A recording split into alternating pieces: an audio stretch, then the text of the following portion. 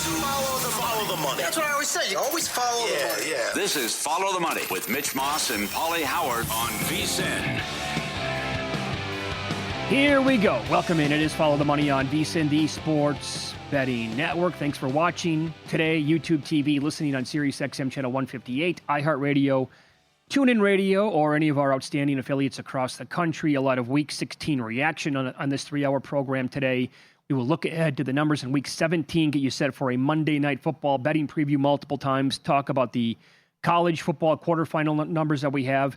Nick Whalen on the program, best bet or bets from him tonight. Monday Night Football, maybe a little NBA as well. Warren Sharp in 90 minutes.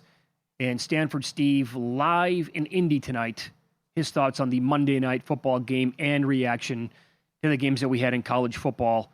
How good was Week 16, Pauly? If you go back to Thursday night. With that finish... B+. B+? What happened on Saturday night? The Bears' improbable comeback? Yep. Look, I know we had a bunch of blowouts yesterday as well, and it's, a handful of bad games, but the finish to the Lions-Steelers game, Bills-Browns enticing. That was a fun watch. The Buccaneers-Panthers with how meaningful that game was.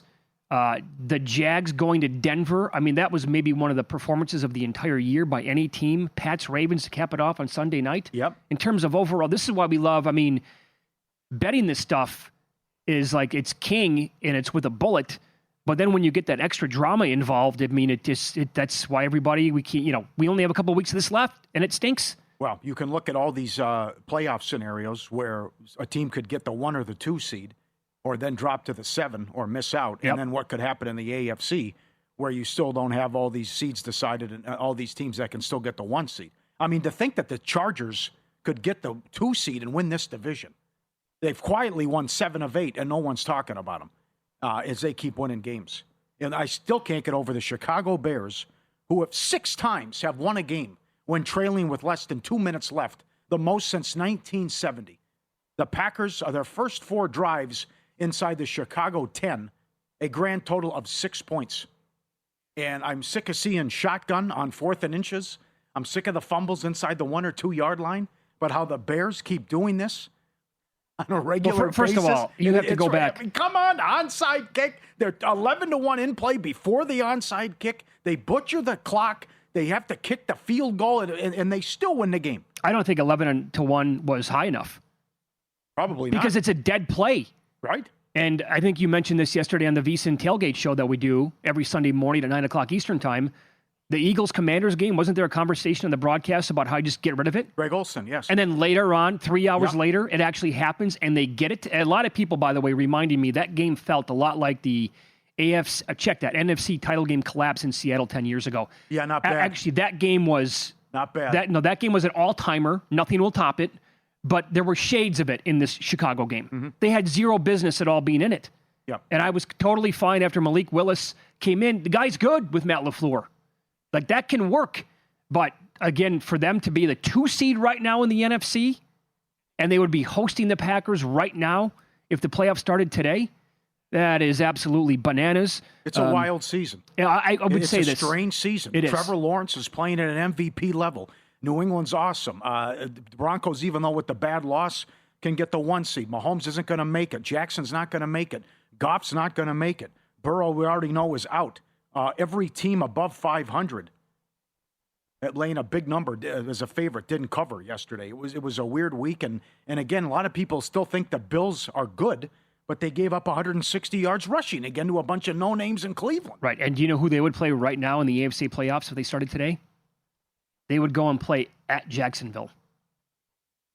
Do you think that they're going to slow down the running game right now? And Trevor Lawrence, tip my cap to the guy. Guy's been awesome now for, 7 his best year of his career. Yep. And this team, again, I cannot get over what they did to Denver on the road yesterday. Took that team apart. Was never really a game. I actually think the final score was misleading. We got to be concerned about their defense now.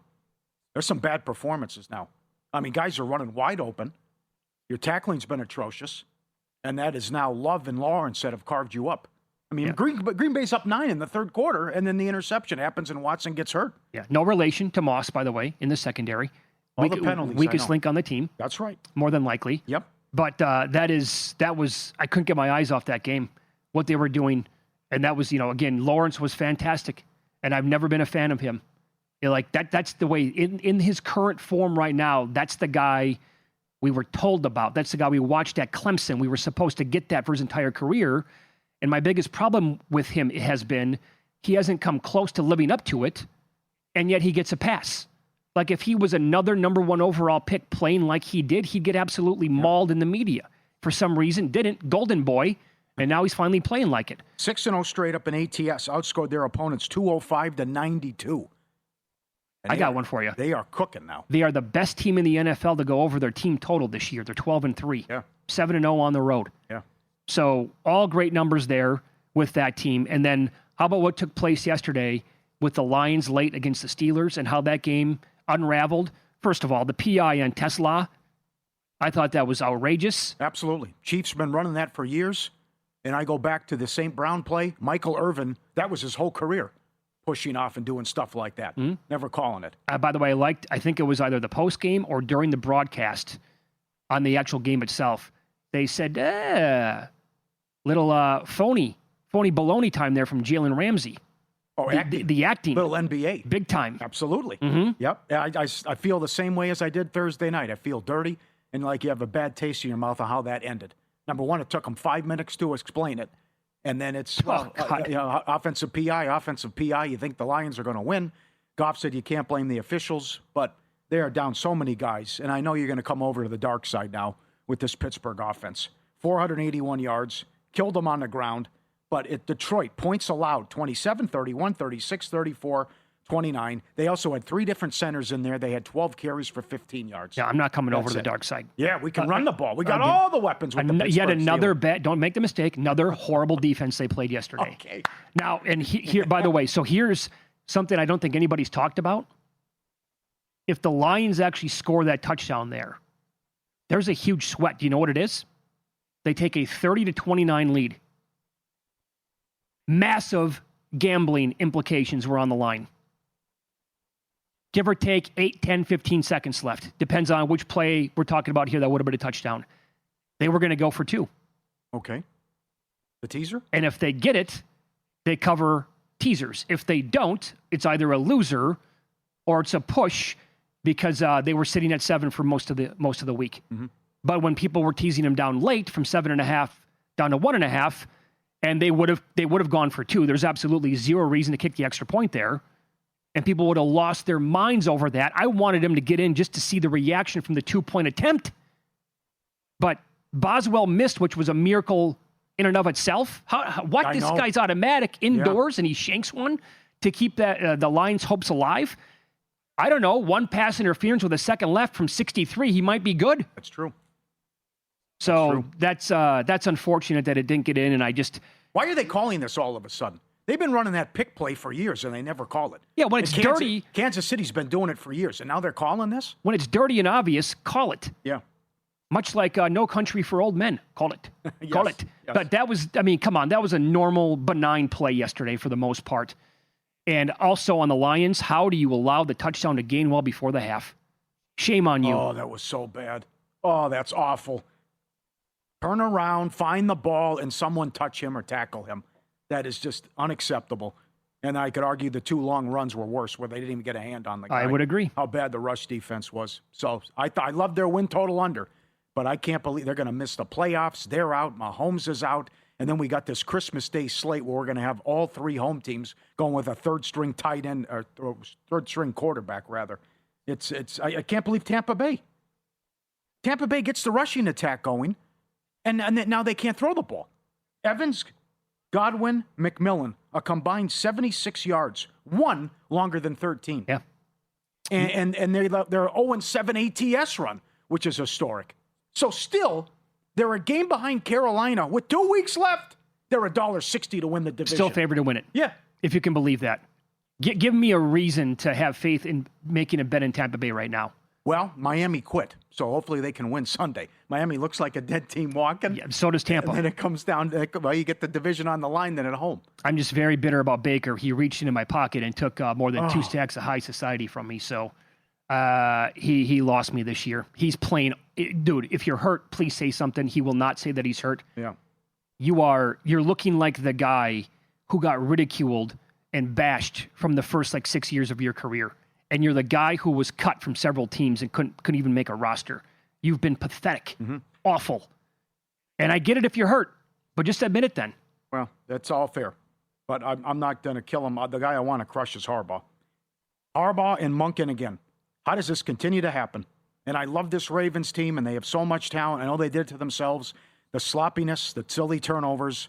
10 home losses when leading by 9 points or more. No other team has more than 6 in that span. Did it again. Up 11 with 10 minutes left at home, season on the line, and then why is Henry on the bench? Again.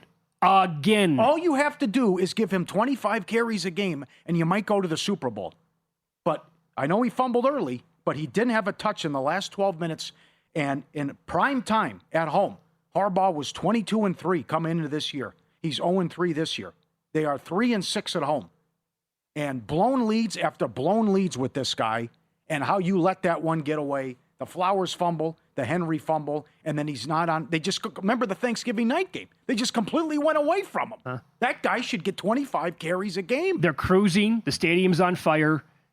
Not much time left. Right. And they blow it. Get a gift Saturday. Who knows what Green Bay's going to do at quarterback. You have this right there for you, and you blow it. So if they're out, you fire him? Oh, that's a tough call. Call it. Oh, that's a tough call. Who are the great candidates, though? Yeah. That's the thing. Who am I going to hire that's better? All right, some playoff matchups are super juicy as of right now. And Monday Night Football. How about this? A trend exists. It's bizarre. It's random, but 1-11 ATS. I'll give you the details next.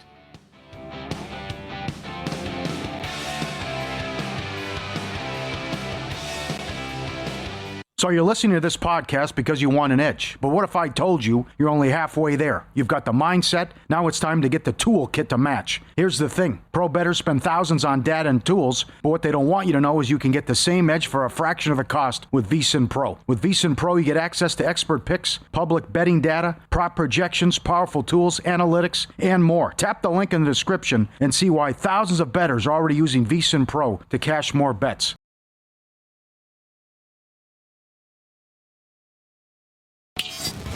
This is Follow the Money on VSiN. I know for a fact that I don't say this every year, and that is how awesome and crazy this football season has been. It seems like it's to the extreme this year compared to even previous years. But let me run some of these playoff matchups by you right now. If the playoffs started today, we would get Packers at Bears third time around this year. Okay. I'm here for it. Yeah, it'd be great. I'll take the Packers again.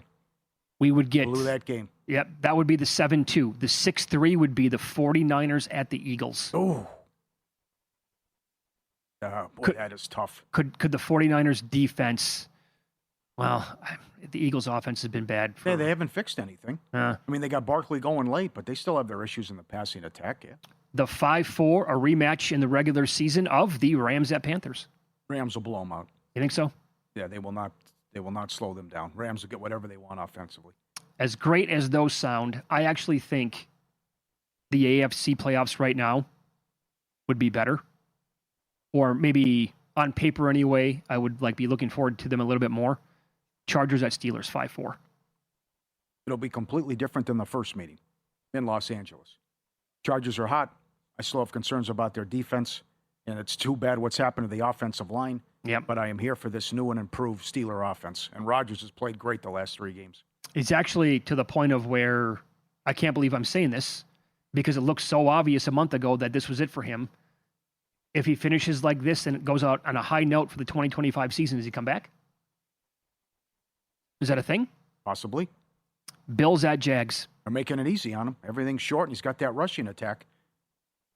They would have to make the Bills a favorite. They can't. They can't stop anything. No, they won't stop the Jacksonville running attack either. Terrible. Yep.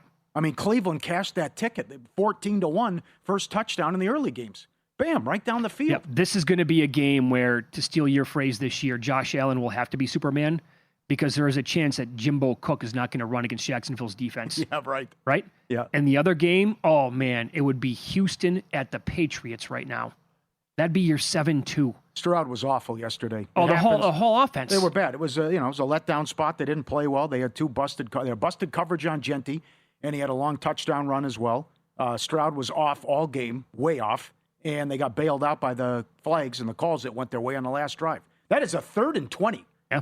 And the Raiders are getting the ball back, but they called PI. Yeah, and by the way, 3 people had them in Circus Survivor. Yep. 3. Yeah, that was a big one. How's that for a sweat? So they were fortunate to get out of there. You get the pick 6 early on. I thought they're going to run them out, and they should have. But Fairbairn got there no problem. That's a 25-3 overrun with the 1.5 made field goals. Crazy. But that'd be a great matchup. First things first, we got to make sure Henderson's okay, and they'll be back. We should be good with the Patriots, and they'll get Campbell back as well. So I would take New England in that game. As for tonight, the 49ers on a 4-game winning streak. They're laying now 4.5 at Indy. Some money on the Colts here today. Shop around for the total. It's between 45.5 and 46.5 right now at Circa. It's 46. The 4-game streak, though, for the 49ers has been against Arizona, Carolina, Cleveland, and Tennessee. Last week, they forced 0 turnovers and had 0 sacks against Tennessee. They are 9-5 ATS on the year. And the Colts are going to be getting back former 49er defensive end or lineman DeForest Buckner in this game tonight. Last week, Indy was great against the run. Seattle only had 50 yards on 22 carries. They are also 5th in run block win rate on the year, and this is a team that you can absolutely gash on the ground. And what are we expecting here from Phillip Rivers? Passing yards prop tonight's about 160. He's plus 250 here to have 200 yards. So Stanford Steve's coming up live from the stadium. Are they going to play the same way? I think they have to, which is shorten the game and chew clock and run clock and take the ball right away and see if he can play with a lead. And to me, Taylor's got to go over and it got to be a ton of attempts. Since Warner got hurt, 5 of the last 8 games, they've allowed 100-yard rushing. So there's your recipe right there. We got to feed the big boy. And where's that price? He's a pretty good price to have 20 yards rushing in every quarter. And I don't mind 10 yards rushing every single quarter as well. That's plus 550 at Caesars. 20 yards rushing each quarter. 50 yards each half is plus 260. I think he goes over 90 yards, and he's got to get a ton of attempts because this guy can't move, and Salah's going to blitz off the bus. Yeah, 22.5 is the number for his attempts tonight. He had 25 last week against Seattle's defense, by the way, and their running defense has been one of the best in the league the entire year. Are you seeing Jonathan Taylor to have 5+ yards every quarter? They don't offer that. Okay, so because you would expect that to happen. They got 10. They have 10? That's plus 120. I think that's worth a bet. Price. Yeah. Yeah. I don't see a blowout. Purdy, San Francisco's been great offensively, but you have to look at who they played as well. But also, this is wild that, and he'll continue to move, that San Francisco can get the 1 seed here in that huge Sunday night game coming up against Chicago. But it's right there for him. It's Colts season on the line. 9% chance to make it, though. Probably going to get blasted next week against Jacksonville, but a strong showing on Monday night. The guy can't move, so I would expect him again. A no score first 5.5 minutes. All the Taylor props over. And as far as Indy props, I know the guru liked Warren. I don't know what. I mean, he can't throw the ball longer than 10 yards. We watched that Seattle game. The one time he threw it longer than 13 yards, it was intercepted. So I would expect Steichen again to shorten the game and try to make long field goals and see if they can get stops against San Francisco and maybe turn Purdy over. But to me, the only thing I can look at is everything Taylor related with rushing and attempts in that special prop at Caesars, 20 yards each quarter. I like his attempts over. But you're right. I like the 10 yards every quarter from him. He's going to get the attempts tonight. And I also like rushing and receiving yards over for Taylor tonight as well. It's 120.5. Okay. There's a clear edge here with the Indianapolis offensive line going up against this front for the 49ers, and I expect Shane Steichen and company to take advantage of that. I also would look at and have to bet the longest completion under one more time with Phillip Rivers, as we did last week, and that's 27.5. That's worth a bet to the under. Couple of trends here. Oh, that's a good one. Yeah. You have to. Even if you lose, it's fine. Whatever. Would you ever consider laddering him here? I mean, when do you see this? An NFL quarterback is plus 250 to throw for 200 yards. Well, it's not all going to come in, right? It's not going to be like Taylor's not going to go for $150 on the ground. He's going to have 250 passing. Is that going to happen? Not if they're going to try to take time, just melt the clock. It was so. I don't know what they expect. You can't tell me Brett Rippon or Riley Leonard doesn't give you a better option, because you can run gadget stuff with Leonard. You could get him out and run. You can do a wildcat package. You can do something. But to watch an NFL game and a guy completes 15 passes for 120 yards, what are you doing? By the way, the Opta AI stats, you can always check it out. vsin.com/NFL props. They are way down on Jonathan Taylor tonight. His number's 97.5 at DK. They are projecting 74.8. Rushing attempts 17.3. What has to happen under this scenario here? And also under receptions and under receiving yards. Well, for him to only have 17.3 attempts in the game, the Niners have to get out to a 2-touchdown lead probably. And then forcing Phillip Rivers to throw the ball a lot? How can the total be this high? It's another one, too. They're going to milk clock. Did you see how Minnesota played when McCarthy got hurt? I mean, this is just going to be more egregious, but it's got to be, you got to shorten the game and chew clock, and that's your best chance. And I love what they did against Seattle, but to me, you got to do the same thing here, where you got an old man who can't move, can't throw it, and it's got to be lean on the running game. Right. And make it a short game. I think it's because the 49ers defense is no good. Yeah. And their offense has been on fire lately. I think this total is all 49ers based, not the Colts. There's also this. Fair enough. Kyle Shanahan, this is the bizarre trend I'm talking about. How weird is this? Kyle Shanahan in San Francisco, 5-7 straight up, 1-11 ATS. When? Coming off of a home win. What?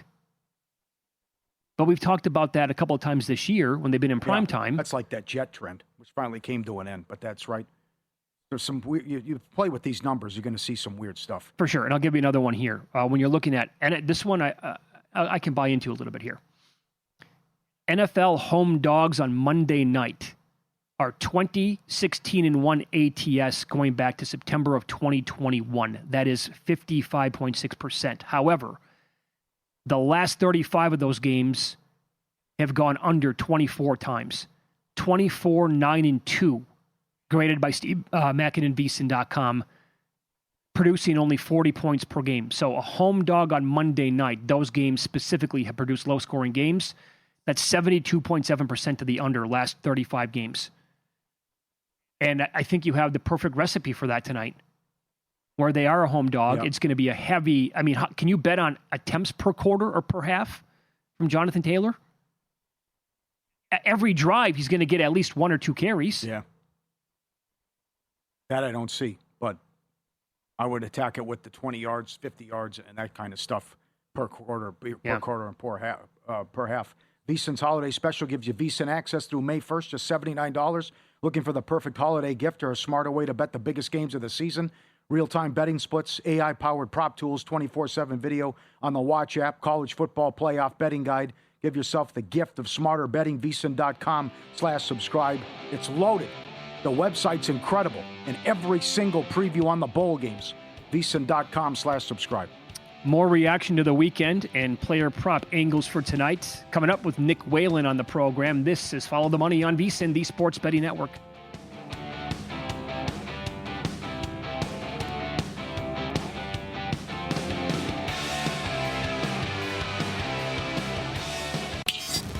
This is Follow the Money on VSiN. Welcome back. Good to have you on board here on a very fun Monday, Week 16 on fire. One more game tonight. We'll get a best bet or two from that with our first guest on today's program, Nick Whalen. Pops on right now, the progressive guest line. He is with Rotowire. Nick, you live in Wisconsin, but you're a big Jacksonville Jaguar guy. That's a hell of a combination. So we have to start with that game. I was blown away at what they did to Denver yesterday. What offense goes to Denver and does that to that defense? As I was telling you in the break, that has to be one of the best games the organization has ever had. Like, no hyperbole. So as a Jacksonville fan, like, what do you make of their prospects now moving forward this year in the AFC playoffs?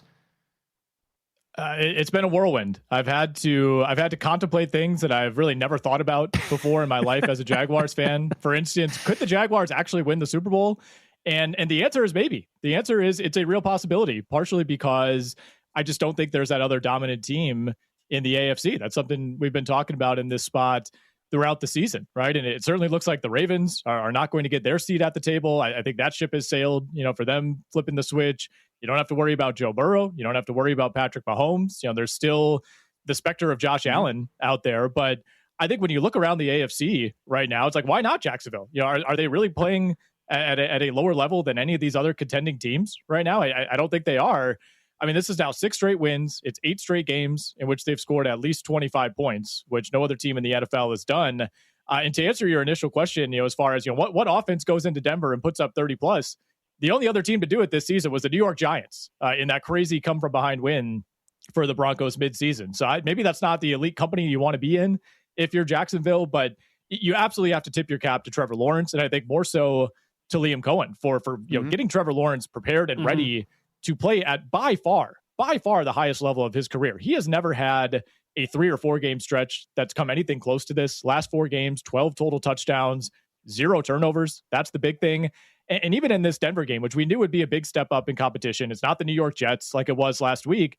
He was sacked 5 times. He was pressured on almost 50% of his dropbacks and still had a great game. I think the Jacoby Myers addition has been huge as far as just providing a real safety valve for that offense. Parker Washington is all of a sudden looking like a legitimate number 3 wide receiver. And the crazy thing is, on top of all this, I have not heard anything about Travis Hunter in weeks. Like that was the story about Jacksonville is, man, what is Travis Hunter going to do for this team? It has not mattered at all that he's been out. It's great point. Yep. It's a long season too. And we were live on the air when they went to London and got blasted by the Rams 35-7. It looked terrible. And they came out here and they almost lost to the Raiders and couldn't stop Geno Smith.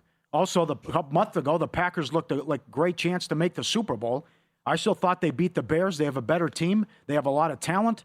But it's just the same stuff, right? With the fumble by Jacobs, 0 for 5 in the red zone, and you play great defense until the final 3 minutes of the game, and you have the blown coverage on 4th down and then the long touchdown on the walk-off. Yeah, guys, I was on the Bears on Saturday. All-time bailout. I can take no credit for that. Chicago deserved to lose that game 99 times out of 100. And, of course, we land on the 1% scenario. Despite being a Jaguars fan, I interact with a lot of Packers fans in my life every single day. This was as low, I think, as Packers fans have been in a very long time. And as you guys know, there's a long list of games if you want to do the rankings of what have been the most painful losses for the Green Bay Packers just over the last decade. I don't know if we could put this one in, Seattle playoff territory, Tampa Bay, all the San Francisco games. Like, it's a little different when it's a playoff game versus a regular season game, but the way this played out was, I think, just as painful as any one of those. And obviously probably is going to lead to Green Bay not winning the division. I mean, you mentioned it, the Jacobs fumble at the 3-yard line, the face mask on 3rd and 20 when the Bears are dead to rights. Romeo Doubs, of course, muffing the onside kick. Keyshawn Nixon blowing 2 coverages to allow touchdowns at the end of the game. And then even a fumbled snap on a very gettable 4th and inches in overtime. And unfortunately, that kind of ended up marring what was an incredible game from Malik Willis. I thought that was an A+ game out of Malik Willis, who has been fantastic anytime the Packers have had to turn to him. But, the muff snap and then, Romeo Doubs kind of colluded to ruin what should have been a big night for Green Bay. And I think a win that would have obviously changed things significantly as far as playoff seeding goes. Now looking at the 6 or the 7 seed, and do you think Willis plays Saturday night? If I had to guess right now, I would say yes. Now, a lot of people may not know this. I am not a medical doctor. I am not an independent neurologist. That was about as bad of a head-to-head hit as you see in the NFL. I mean, that was direct contact to the head of Jordan Love. He was ruled out essentially immediately.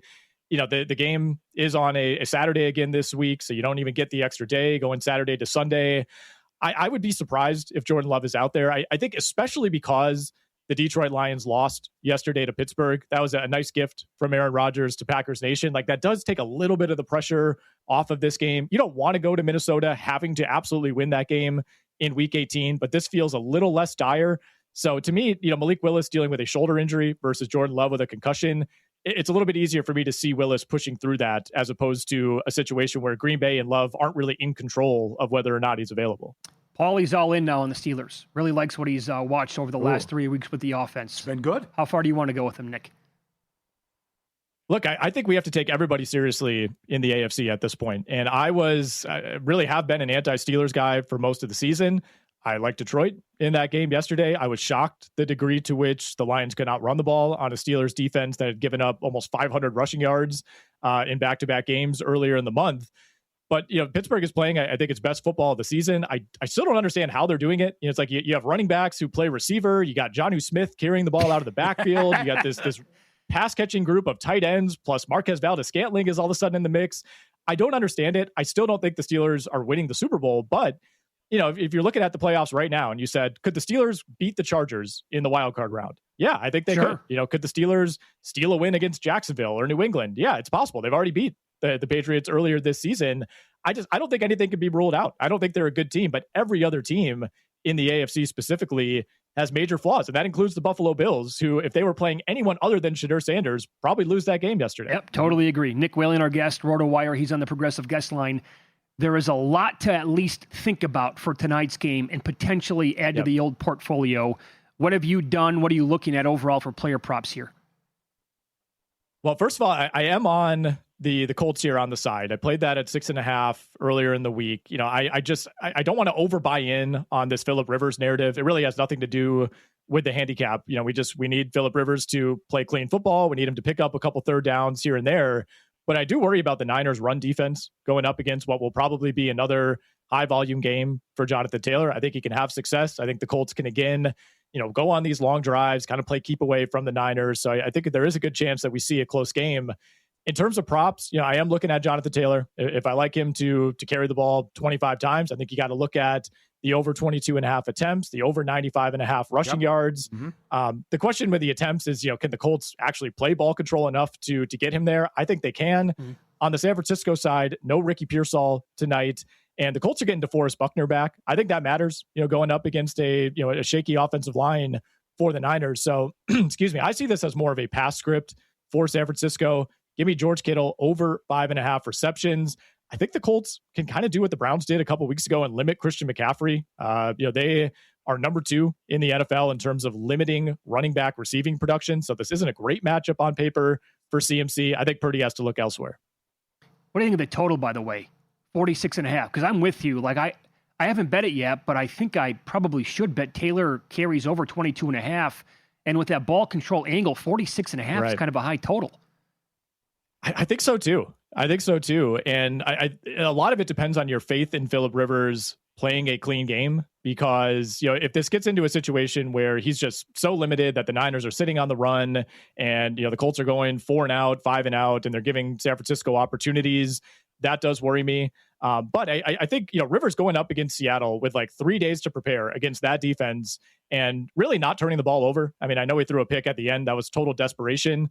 I think you can get away with that. Like, that's why they're starting Rivers over Riley Leonard, who might have a better arm at this point. He probably gives you a better chance to complete passes down the field, but they're worried about Riley Leonard turning it over 3 times in a spot like this. So I think if it does go to script for the Colts, it is more of an under spot. Yeah. Hey, Nick, have a great Christmas to you, your wife, your newborn, by the way. How old now? She is 6 weeks tomorrow, guys. Man, that's incredible. Enjoy it. And thanks for the time. Best of luck tonight. We'll talk to you next week, okay? Appreciate it, guys. Good luck tonight. Yep. There you go. Nick Whalen, Rotowire on the Progressive Guest Line. You can follow him on X at Whalen, but not an L. It's the number 1 at WHA, the number 1 EN. We adopted Sebastian last year when he was 5 weeks old, and that was early June. So he was, 8 months or so when he had Christmas. This year, he'll have a much better understanding of what Christmas is actually like and the presents and everything like that. I got Jordan. He was 6 weeks. 6 weeks, huh? Sometimes the dogs really don't know what's going on with the presents. I've seen a lot of stuff on Instagram where they do, though. Yeah. I'll show a video where the dog wants all the presents that a viewer sent in. I know our little guy, Frankie, he'll open them up. He'll sit there and he'll start digging. That's great. Yeah.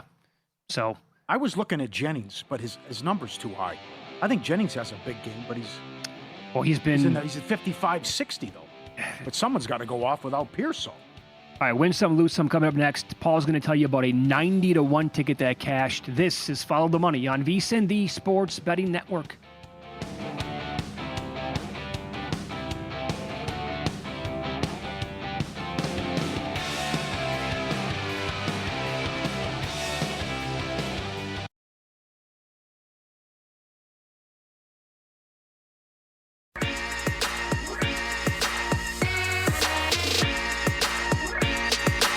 Win Some, Lose Some is sponsored by the Sharp Plays. Were you a winner last night? Wow, winning. Or was it a rough one? Well, they can't all be winners, can they? Loser! You're a loser! Pauly Howard recaps the night in sports betting in Win Some, Lose Some. All right, let's see. Saturday, Devontae Smith, first touchdown, plus 850. Bigsby anytime, plus 850. 2-point conversion, 3-1. I don't think Sirianni was running up the score. He just didn't have any confidence in Elliott. And then you saw the How melee. could you? Yeah, then you saw the melee afterwards, and that's when Quinn said, well, we see him again in 2 weeks. Okay, tough guy. I mean, that's, what are you going to do? Walking in with Josh Johnson? I mean, Well, I know this. That game was going to have a different result if Mariota doesn't get hurt. That's right. That was very easy to watch. Yep. Bears, Packers, overtime, 12-1. Bears in play before the onside kick, 11-1. What were they just to get the onside kidding. kick? No kidding. How about when they were down 16-6? Yeah, right. What do you think they were? Walker anytime, 9-1. Hello. Beautiful blitz. Blown coverage. How do you leave them wide open? Dobbs' first touchdown, 8-1. And he was the GOAT. Go get the ball. What are you waiting for? Yeah. And he takes his eye off it. I know. With the spaceman helmet. Come on. First touchdown Sunday. Browns, 14-1. Right for Miami anytime, plus 650. Does not like Ollie Gordon. Highest scoring game, Bengals Dolphins 8-1. Lowest scoring game, Vikings Giants 8-1. Most points, Bengals 8-1. Fewest points, Jets 10-1. Most passing yards, Drake May 10-1. Most rushing, Jalen Warren 90-1. Oh. That's your big boy. He comes in. And what a call by Paul Charchian on last week's show, and then we replayed it yesterday on the tailgate. And wouldn't you know it, for the first time all year, I can't find it at DraftKings or Caesars. Olave most receiving 25-1. Why wasn't that offered? It's a great question. I looked for it all morning yesterday. I saw it on DraftKings right before kickoff. Yeah, we're on the air. That's the only thing that's not up on the app. Well, he absolutely smoked it. I mean, Oh. every single bet that Charchian talked about came through, and the latter, I can't, like, what was up? He almost got 150, by the way.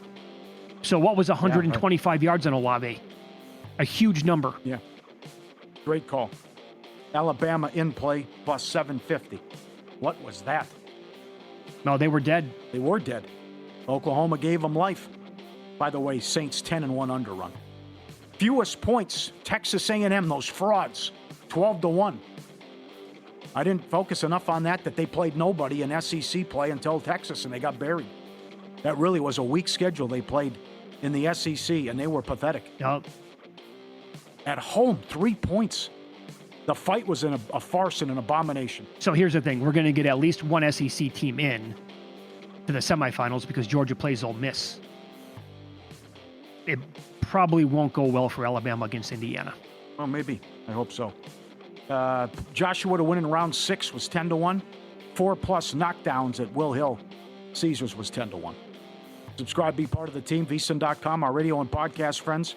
You always want to see these tweets and videos at Pauly Does Vegas on Instagram. Send them in. We'll put you on. Look at this guy waiting to be fed. He's got his time set. What does it say? Does it say 6 o'clock? Yep. And this is 5:58. I'm ready to go. Come on. Let's go. I'm hungry. I know I'm not waiting anymore. He knows. Body clock. He knows his routine. He knows the system. He's ready for dinner. He's got the 2 bowls. Come on, let's go. I know what time it is. I want it early. Come on. And he's sitting there throwing a tantrum and trying to get his way. That's excellent. Number 11. This is unique, huh? Sometimes you see him in the snow or in the water. They throw me into the pile of leaves. I like that. A gigantic pile of leaves. And that's how this guy plays. Owner picks them up, throws them in. There you go. And rinse and repeat. Throw me back into the leaves. We're having a good time. I love it. Did you do that as a kid?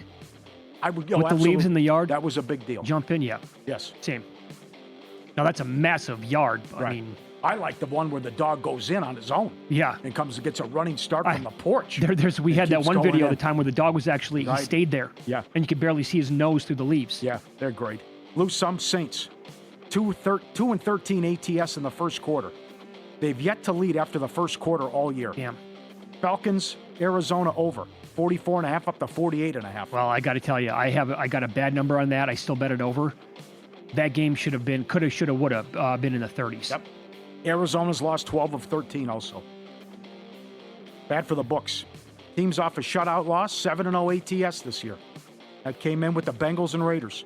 Bengals pick up to 4. Lions, Steelers over 49.5 up to 52.5. Titans, Chiefs under 41.5 down to 37.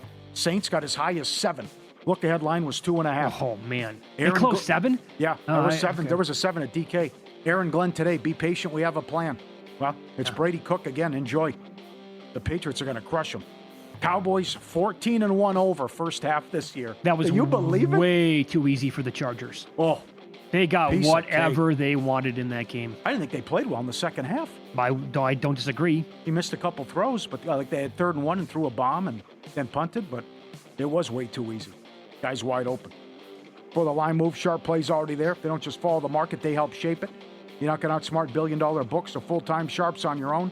With the sharp plays, you don't have to. Advanced AI, proven insider sources, active across all the sports.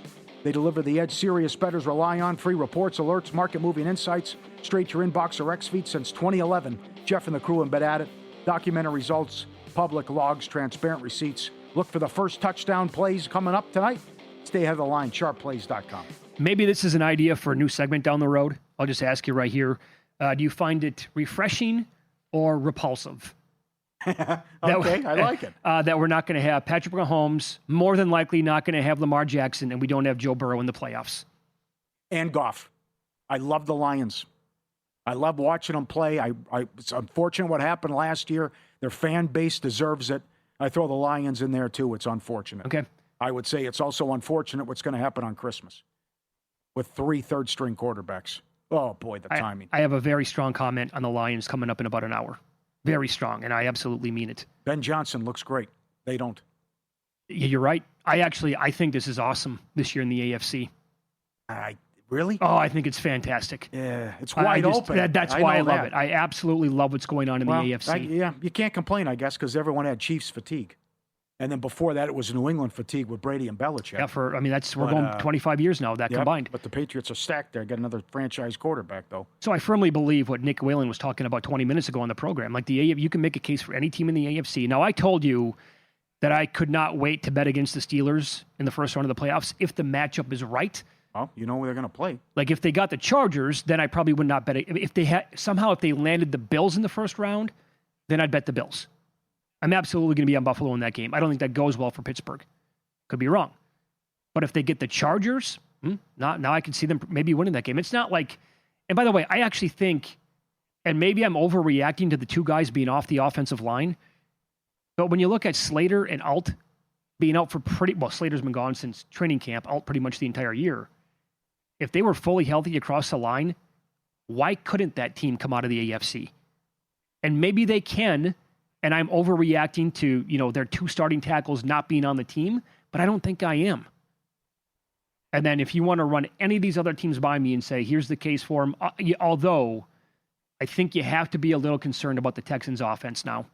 Because as much as I love the defense, and I would expect that's how they would win a championship, but can they come out of the AFC right now they're the 7 seed, going on the road, winning 3 games and relying on their defense in every single matchup? That's a lot to ask. But Stroud and that offense they were terrible yesterday. Yep. Get the pick 6 early on. But I could say I can win 16 to 13 games, though. They've done it. And I have an unbelievable kicker, too. Yeah, I'm just wondering if they can do that all 3 playoff games. Saturday's a great game and a good test. I agree. And the fact that, how about the Chargers can win the division? I can't believe it. They could go to Denver week 18, and that could be your Sunday night game. Mm-hmm. And they could go 13-4 all of a sudden and sweep the Broncos. So what has to happen? If they both win this week, that's still alive? That's for the division. Right, that's for the division yeah. then.